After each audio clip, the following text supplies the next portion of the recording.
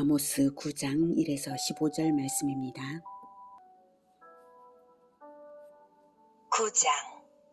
내가 보니 주께서 제단 곁에 서서 이르시되 기둥머리를 쳐서 문지방이 움직이게 하며 그것으로 부서져서 무리의 머리에 떨어지게 하라.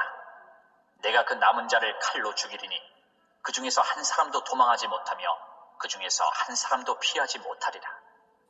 그들이 파고 스올로 들어갈지라도 내 손이 거기에서 붙잡아낼 것이요 하늘로 올라갈지라도 내가 거기에서 붙잡아내릴 것이며 갈멜산 꼭대기에 숨을지라도 내가 거기에서 찾아낼 것이요 내 눈을 피하여 바다 밑에 숨을지라도 내가 거기에서 뱀을 명령하여 물게 할 것이요 그 원수 앞에 사로잡혀 갈지라도 내가 거기에서 칼을 명령하여 죽이게 할 것이라. 내가 그들에게 주목하여 화를 내리고 복을 내리지 아니하리라 하시니라. 주 만군의 여호와는 땅을 만져 높게 하사 거기 거주하는 자가 애통하게 하시며 그 온 땅이 강에 넘침같이 솟아오르며 애굽 강같이 낮아지게 하시느니요 그의 궁전을 하늘에 세우시며 그 궁창의 기초를 땅에 두시며 바닷물을 불러 지면에 쏟으시는 이니 그 이름은 여호와시니라. 사랑하는 형제 여러분, 1월 21일 토요일 새벽 묵상에 오신 것을 환영합니다. 하나님께서 환상들을 보여주심으로써 북이스라엘의 멸망 과정과 멸망 이후의 참상을 보여주시고 계시는데요.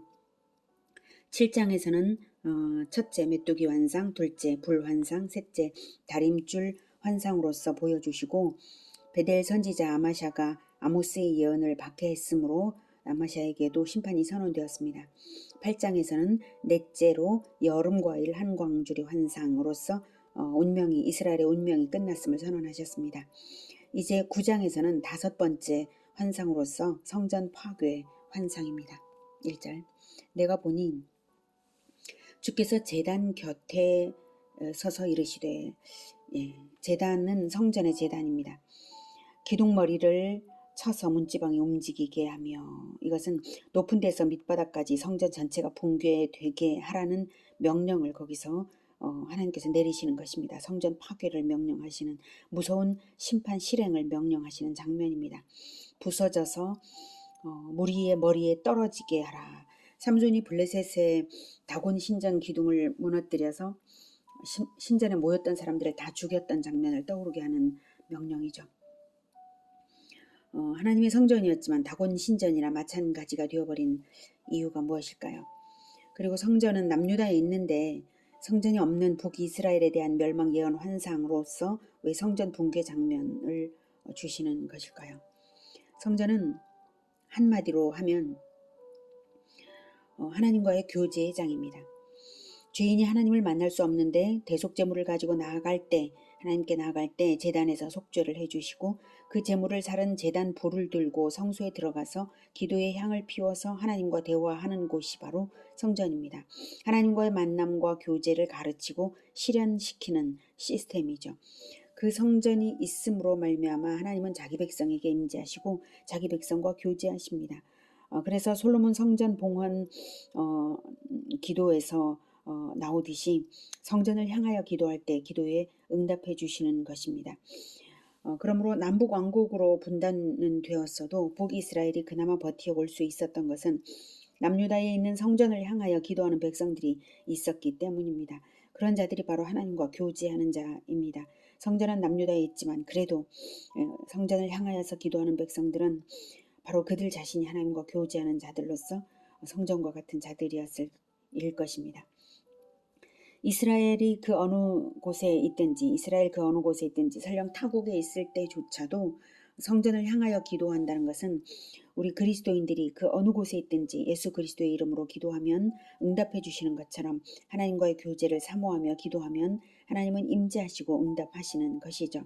현대의 우리들에게는 진정한 성전이신 예수님이 계시기 때문에 예수님의 이름으로 기도할 때 우리는 성전이고 또 성전 안에 있는 것입니다. 그러므로 북이스라엘의 완전한 멸망 선포를 성전 파괴 명령으로써 주시는 것은 북이스라엘의 멸망이 성전의 무너짐과 같다는 것입니다. 하나님과의 교제는 물론 관계성 자체가 끊어졌다는 뜻이죠. 하나님께서 제단에 서서 성전 파괴를 명령하셨는데요. 성소가 파괴되면 제단은 심판의 자리입니다. 성소가 온전한 기능을 할 때, 제단은 대속의 자리이지만 성소가 파괴되었는데, 제단이 무엇이겠습니까? 그것은 심판의 자리죠. 불심판의 자리입니다. 제단은 생명을 죽여서 하나님께 드리는 자리입니다. 죄 없는 생명을 받으시고 죄인은 사하시며 제물을 태운 제단불로 성소에서 하나님을 만나는 것인데, 이스라엘의 영혼에서 하나님의 성소가 파괴되었으니 하나님을 만나지 않으니, 교제하지 않으니 성전 파괴 명령을 내리신 것이고, 성소 없는 제단은 심판의 자리일 뿐입니다. 그래서 제단에서 성전 파괴를 명하시고 계신 것입니다. 우리 주 예수님이 십자가의 자리가 바로 번제단인데요. 예수님의 십자가의 피가 자신의 대속이 됨을 믿는 자는 성소로 보혈을 들고 들어가는 자요. 그렇지 않은 자들은 성소 없는 제단에서 자기가 자기 죄로 죽어야 하는 것입니다. 우리 주님의 십자가는 영생 복락 편이냐, 영원한 멸망 편이냐를 확연하게 가르게 하는 근거가 됩니다. 중간은 없습니다. 최후 심판 때에서 모든 것이 분명해질 것입니다. 그래서 하나님께서 제단 곁에 서서 성소 파괴를 명하신 것입니다. 껍데기뿐인 성소, 하나님과의 교제가 없고 하나님을 오히려 능멸하는 것이나 다를 바 없게 되어버린 그러한 성소 파괴를 제단 곁에 서서 명하심으로써 그 제단은 이제 불심판의 자리가 되는 것이죠. 또한 이 성전 파괴의 환상은 북이스라엘은 물론 남유다까지도 멸망할 것임을 알게 합니다. 결국 북이스라엘의 멸망을 보고도 회개하지 않는다면 남유다 역시 성전 파괴와 함께 멸망할 것입니다. 이러한 심판이 얼마나 철저한 심판인지를 이어서 말씀하십니다. 2절. 그들이 땅을 파고죠. 파고 스올로, 즉 저승으로 들어갈지라도, 그리고 하늘로 올라갈지라도, 갈멜산 꼭대기에 숨을지라도, 바다 밑에 숨을지라도 다 찾아내고 벌을 주겠다고 하십니다. 하늘로 올라가거나 바다 밑에 숨는 것은 가능하지도 않은 것이지만 그만큼 그 어떤 곳에도 숨을 데가 없다. 그 어떤 곳에 숨는다 해도 결코 하나님 앞에서 숨겨지지가 않는다는 거죠. 반드시 하나님께 잡혀서 어떤 방법으로든 멸망당하는 철저한 심판이라는 뜻입니다. 4절. 그 원수 앞에 사로잡혀 갈지라도 내가 거기에서 칼을 명령하여 죽이게 할 것이라. 내가 그들에게 주목하여 화를 내리고 복을 내리지 아니하리라 하시니라. 포로가 되어 이방 땅으로 끌려갔다 할지라도 하나님의 심판의 손길에서 벗어난 것은 결코 아니고 그곳에서도 죽임을 당할 것이라는 것입니다. 끝까지 주목하시는데요. 그 이유가 화를 내리기 위해 주목하시겠다는 것입니다. 실로 하나님의 심판의 엄정함을 선명하게 보여주고 계십니다. 과거에 하나님께서 하나님의 눈이 늘 보겠다 하신 것은 바로 그 성전이었고, 하나님께서 늘 주목하겠다 하신 것은 바로 그 성전에서 하나님과 교제하는 하나님의 백성들이었습니다. 축복을 주시기 위해서 늘 주목하여 보겠다 하셨는데, 이제는 주목하되 벌을 내리기 위해서 화를 내리고, 결코 복을 내리지 않고 화를 내리기 위해서 주목하겠다 하시는 것입니다. 5절. 주 만군의 여호와는 땅을 만져 높게 하사 거기 거주하는 자가 애통하게 하시며, 4절까지 말한 심판의 경고가 단지 경고로만 그치는 것이 아닌 것은 철저하고 완전한 심판을 실행하실 충분한 능력이 하나님께 있으시기 때문에 다 하신다 이것입니다. 이런 심판을 들을 때 혹시 하나님께서 정말 그렇게까지 하실까? 어떻게 그게 가능하지? 이런 생각을 추워도 하지 말라, 이런 뜻으로 지금 5, 6절 말씀하시는 것입니다. 그래서 자연에 대한 통치 능력은 물론 인간사 길흉 화복을 주관하시는 분이시므로 다 그렇게 이루시겠다라고 말씀을 하시는 것이죠. 7절. 여호와의 말씀이니라. 이스라엘 자손들아, 너희는 내게 구스 족속 같지 아니하냐? 내가 이스라엘을 애굽 땅에서 블레셋 사람을 갑돌에서 아람 사람을 기르에서 올라오게 하지 아니하였느냐? 보라, 주 여호와의 눈이 범죄한 나를 주목하노니 내가 그것을 지면에서 멸하리라. 그러나 야곱의 집은 온전히 멸하지는 아니하리라. 여호와의 말씀이니라. 구스 족속은 아프리카 지역의 에티오피아 사람으로서 함의 자손입니다. 저주받은 함의 자손으로서 검은 피부색을 가졌다는 이유로 이스라엘 사람들에게는 경멸의 대상이었습니다. 근데 이제 너희는 내게 구스 족속 같지 아니하냐? 예, 구스인이 이스라엘인들의 경멸의 대상이 된 것처럼 이스라엘 백성은 죄악 때문에 하나님의 경멸의 대상이 되었다는 뜻입니다. 갑돌은 그레데의 섬인데요. 블레셋 족속의 원래 고향이고요. 기르도 아람 족속의 조상들의 땅입니다. 블레셋과 아람을 하나님이 인도하셔서 가나안에 이르게 하셨지만 그러나 60만 인도되었을 뿐 그 영혼들은 하나님과 아무 관계성을 얻지 못했죠. 그러나 애굽에서 이스라엘을 가나안으로 인도해내신 것은 언약 관계를 체결하기 위해서였고 그래서 언약을 맺어 언약 백성이 된 것이 바로 이스라엘인데 이제 보니 블레셋이 갑돌에서 나온 것과 너희들이 출애굽이 다를 게 없구나. 여전히 애굽에 있는 것과 똑같은 짓을 하는구나. 너희들은 몸뚱이만 가나안으로 이동했을 뿐 영혼은 애굽에 있구나. 이 뜻이죠. 그래서 보라 주 여호와의 눈이 범죄한 나라를 주목하노니 내가 그것을 지면에서 멸하리라고 선언하시는데요. 그러나 야곱의 집은 온전히 멸하지는 아니하리라고 하십니다. 범죄한 나라 이스라엘은 멸하시지만 남겨둘 자가 있다는 뜻이죠. 살아남는 자가 있게 하겠다는 말씀입니다. 이것이 놀라운 은혜입니다. 심판이 실행될지라도 하나님의 언약은 결코 폐기되지 않는다는 사실입니다. 심판 당할 자는 다 당하더라도 은혜를 입어서 은혜에 감격하며 살아갈 언약 백성이 소수라도 반드시 남을 것이라는 말씀입니다. 그리고 그 소수는 반드시 아무도 셀 수 없는 수의 백성으로 번성하게 될 것이라는 예언이 또한 성경에 있고요. 자, 이제 9절. 보라, 내가 명령하여 이스라엘 족속을 만국 중에서 체질하기를 채로 체질함 같이 하려니와 그 한 알갱이도 땅에 떨어지지 아니하리라. 내 백성 중에서 말하기를 화가 우리에게 미치지 아니하며 이르지 아니하리라 하는 모든 죄인은 칼에 죽으리라. 체질을 하는 것은 농부가 알곡과 쭉정이를 나누기 위해서 하는 것이죠. 그처럼 하나님께서는 죄인과 변화받은 자를 구분하시겠다는 말씀입니다. 끝내 변화되지 못한 죄는 쭉정이이므로 칼에 죽으리라. 즉 전쟁의 칼입니다. 이렇게 칼에 죽으리라 하시지만 알곡은 그 한 알갱이도 땅에 떨어지지 아니하리라 하십니다. 알곡이기 때문에 결코 놓치지 않고 보호하시겠다는 것입니다. 자, 그러나 화가 우리에게 미치지 아니하며 이르지 아니하리라 라고 말하는 모든 죄인은 즉 화가 우리에게 미치지 않을 것이므로 회개할 필요가 없다 라고 생각하는 그러한 모든 죄인은 반드시 칼에 죽으리라 전쟁의 참화를 당하게 되는 것입니다. 11절. 그날에 내가 다윗의 무너진 장막을 일으키고 그것들의 틈을 막으며 그 허물어진 것을 일으켜서 옛적과 같이 세우고 그들이 에돔의 남은 자와 내 이름으로 일컫는 만국을 기업으로 얻게 하리라. 이 일을 행하시는 여호와의 말씀이니라. 그날에는 단 하루의 어떤 날은 아니고요. 구원과 심판이 시작부터 완성까지의 모든 날이거든요. 모든 날. 여기서 그날은 성전 파괴를 비롯한 이스라엘의 멸망 이후 다시 하나님이 은혜를 주시는 때입니다. 그날에 다윗의 장막을 일으키고 그것들의 틈을 막으시겠다 하신 이 예언의 1차적인 성취는 멸망당한 남북 왕국 즉 선민 이스라엘을 회복시키실 것을 말하는 것이고요. 궁극적 성취는 메시아 왕국의 도래를 말합니다. 다윗 왕가의 존재 이유는 메시아의 등장에 있습니다. 그렇기 때문에 다윗의 무너진 장막을 일으키고 이렇게 말씀하신 거고 이 11절과 12절은 훗날 예수님의 동생 야고보가 초대교회의 사도로서 이방인이 하나님의 교회에 속하게 된 사실을 두고 이 구절들을 인용하였습니다.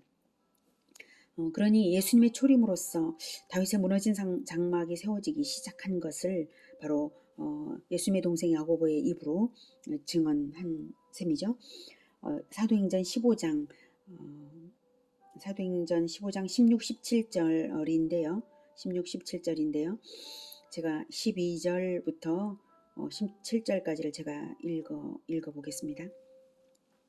온 무리가 가만히 있어 바나바와 바울이 하나님께서 자기들로 말미암아 이방인 중에서 행하신 표적과 기사에 관하여 말하는 것을 듣더니 네, 바나바와 바울이 선교 여행을 터키 쪽으로 선교 여행을 해서 그 결과를 예루살렘 교회에 가서 예루살렘 공회죠. 거기에 가서 보고를 할 때 온 무리가 듣는 장면입니다. 말을 마침에 야고보가 대답하여 이르되 형제들아 내 말을 들어라. 하나님이 처음으로 이방인 중에서 자기 이름을 위할 백성을 취하시려고 이방인 중에서 자기 이름을 위할 백성을 취하시려고 이제 선민 이스라엘만 아니라 이방인에게까지 하나님의 이름을 증거할 백성들이 있다는 것을 분명히 야고보가 말하고 있습니다.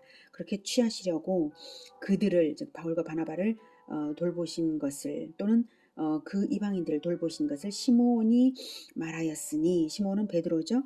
베드로가 지금 제가 읽는 이 부분에서는 안 나왔지만 그 앞부분에 이미 베드로가 말을 한 것이 뭐냐면 고넬료 백부장 고넬료의 집에 로마인 백부장 고넬료의 집에서 베드로가 복음을 전했더니 그들이 성령을 받아서 방언도 하고 했던 그러한 사건이 있었죠. 그것을 이제 베드로가 말하면서 하나님께서 이방인들에게도 이제 성령을 주셨다 하는 것을 증언했거든요.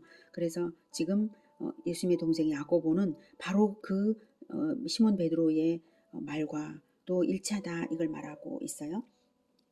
그렇게 시몬이 말하였으니 선지자들의 말씀이 이와 일치하도다 기록된 바 이후에 내가 돌아와서 다윗의 무너진 장막을 다시 지으며 또 그 허물어진 것을 다시 지어 일으키리니 이는 그 남은 사람들과 내 이름으로 일컬음을 받는 모든 이방인들로 주를 찾게 하려 함이라 하셨으니 이렇게 야고보가 증언했습니다. 네, 그래서 야고보의 증언을 통해서 바로 다윗의 무너진 장막을 다시 짓는 것이 바로 이방인들까지 넓혀진 열방을 불러 모아서 이룰 메시아 왕국을 의미한다라고 하는 것입니다. 자 여기서 옛적과 같이 11절에 옛적과 같이 세우고라는 말씀은 언약을 회복하시고 메시아 왕국이 되게 하시겠다는 점에서 옛적과 같은 것이고요. 그 규모나 차원은 과거 구약 이스라엘과는 차원이 다르죠. 차원이 다르게 영광스러운 나라가 될 것입니다.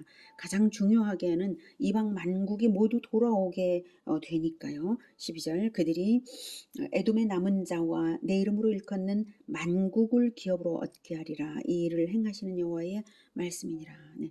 에돔은 이스라엘의 형제 민족이지만 숙적이었어요. 다윗과 아마시아 시대에 정복되어서 이스라엘의 속국이 되었다가 남유다 아하스 왕 때 독립했습니다. 그러한 숙적 에돔의 남은 자들이 메시아 왕국에 속하게 될 것이라는 것은 메시아 왕국의 포용력과 승리를 보여주고요. 에돔으로 대표되는 열방의 모든 남은 자들이 메시아 왕국의 구성원이 될 것을 예표하는 것입니다. 그 만국을 내 이름으로 일컫는 만국이라고 말씀하셨어요. 내 이름으로 일컫는 만국이라고 하시고 또 만국을 기업으로 얻게 하리라는 것은 사랑의 복음과 제자화로서 만국을 얻어 그리스도의 이름을 부여하라는 말씀이십니다. 하나님의 궁극적인 뜻이 이것이고 이것이 하나님의 비전입니다. 그리고 하나님의 열심히 그것을 이루십니다. 그래서 이 일을 행하시는 여호와의 말씀이니라. 일은 하나님께서 행하셔서 하신다는 것입니다. 우리의 실천이 필요 없다는 뜻이 아니라 우리는 결단하고 행동화하기만 하면 됩니다. 잘하고 못하고도 중요하지가 않아요. 우리의 순종을 사용하셔서 일을 행하시는 분은 여호와이시므로 우리가 순종을 내어드려야죠. 하나님께서 이루실 그 일의 재료로서 우리의 순종이 필요합니다. 평안 가운데 행하기만 하면 순종하기만 하면 하나님의 비전은 반드시 이루어집니다.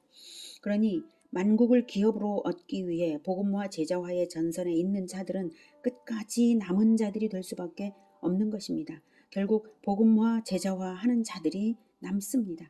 그렇게 도래한 메시아 왕국은 영육간의 풍성함이 그 어디에도 비할 바가 없습니다. 13절 여호와의 말씀이니라. 보라, 날이 이를지라.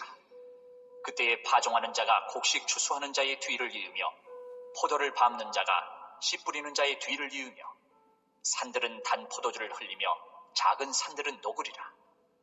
내가 내 백성 이스라엘이 사로잡힌 것을 돌이키리니 그들이 황폐한 성읍을 건축하여 거주하며 포도원들을 가꾸고 그 포도주를 마시며 과원들을 만들고 그 열매를 먹으리라. 내가 그들을 그들의 땅에 심으리니 그들이 내가 준 땅에서 다시 뽑히지 아니하리라. 네 하나님 여호와의 말씀이니라.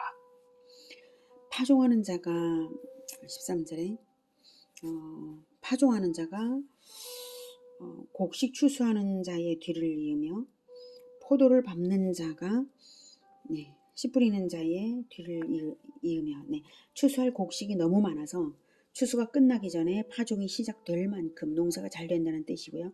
인류의 조상 아담의 범죄로 땅이 저주를 받은 이후 이런 일은 없었죠. 그러므로 메시아 왕국은 모든 저주가 사라진 그런 나라인 것입니다. 포도를 밟는 자가 씨 뿌리는 자의 뒤를 잇는다는 것은 같은 뜻이죠. 수확된 포도의 양이 너무 많아서 포도주를 만들기 위해 포도를 밟아 즙을 짜는 일이 다 끝나지 않았는데 씨를 뿌리는 시기가 된다는 것입니다.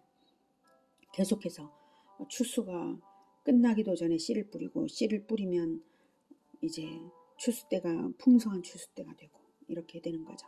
산들은 단 포도주를 흘리며 작은 산들은 녹으리라 같은 뜻입니다. 젖과 꿀이 흐르는 약속의 땅에 임할 풍성한 물질적 축복을 말하고 있습니다. 내가 내 백성 이스라엘이 사로잡힌 것을 돌이키리니 포로된 이스라엘 민족의 귀환을 약속하시는 것이고요. 궁극적으로는 죄에 사로잡혀 있던 자들이 영적 이스라엘이 되어 하나님의 백성이 되는 것을 말합니다. 그들이 황폐한 성읍을 건축하여 거주하며 포도원들을 가꾸고 그 포도주를 마시며 과원들을 만들고 그 열매를 먹으리라. 도전하고 개척하는 것은 우리의 몫입니다. 실천 없이 열매를 거두지는 않으니까요. 주시는 것은 하나님께서 주시지만 손 내밀어 받는 실천을 하지 않는다면 소용이 없는 것이 아니겠습니까? 15절 내가 그들의 땅에 심으리니 그들이 내가 준 땅에서 다시 뽑히지 아니하리라. 내 하나님 여호와의 말씀이니라. 그렇게 도래한 메시아 왕국은 영원할 것이고요. 백성들은 다시는 이뤄지지 않는다는 것입니다.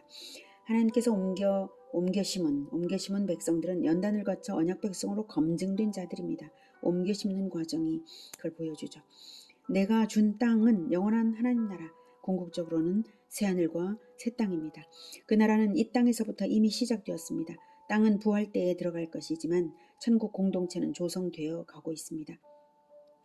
천국 공동체 조성 과정이 곧 황폐한 성읍을 건축하여 거주하며 포도원들을 가꾸는 것으로 비유된 교회 공동체 개척과 양육의 과정입니다. 오늘은 성전 파괴 환상과 남은 자들에게 주시는 언약을 통하여서 죄를 버리지 않는 한 제단이 있을지라도 성전은 파괴된 것이나 마찬가지임을 배웠습니다. 그러니 연단을 거쳐 남은 자들은 복음화 제자화로서 천국 공동체를 건설하며 만국을 기업으로 얻어 하나님의 땅에 들어갈 것임을 알았습니다. 우리는 죄를 버리고 남은 자들입니다. 아직도 버려지지 않은 죄가 있다면 신속하게 버리시고 정결한 마음으로 하나님의 비전에 함께 하시기를 바랍니다. 하나님께서 우리를 하나님의 물가에 심으시고 날마다 축복을 향하여 인도하고 계시니 황폐한 성읍을 건축하는 것과 같은 실천으로서 힘을 기울여 복음화 제자화의 길을 가는 우리 모두가 되기를 기원합니다. 기도하겠습니다. 하나님께서 그토록 사랑하셨던 선민 이스라엘조차도 죄를 버리지 않았을 때 이렇게 혹독한 성전까지 파괴되고 전쟁으로 멸망하는 그러한 혹독한 심판을 주시는 것을 볼 때에 우리가 얼마나 하나님을 두려워하며 죄를 버려야 하겠는지요. 우리가 날마다 죄를 버리겠습니다. 주님, 우리를 도와주셔서 우리들의 죄를 도말하여 주시고 우리를 오직 성령으로 충만케 하셔서 황폐한 땅에 성읍을 개척하는 것처럼 성전을 새로 짓는 것처럼 그렇게 순종의 길을 갈 수 있게 도와주시옵소서. 열방을 얻는 우리가 되기를 원합니다. 열방을 기업으로 얻을 수 있게 복음화 제자화의 영역이 계속해서 확장이 되게 도와주시옵소서. 우리가 이 복음화 제자화를 결코 포기하지 않고 죄를 버리며 늘 하나님을 가까이하여 하나님의 땅에 영원히 거주하겠습니다. 주님, 우리를 붙들어 하나님의 땅에 튼튼히 심으시고 늘 갈라지 않게 도와주시고 많은 열매 맺게 하여 주시옵소서. 예수님의 이름으로 기도드립니다. 아멘. 이어지는 시간은 개인 기도 시간입니다.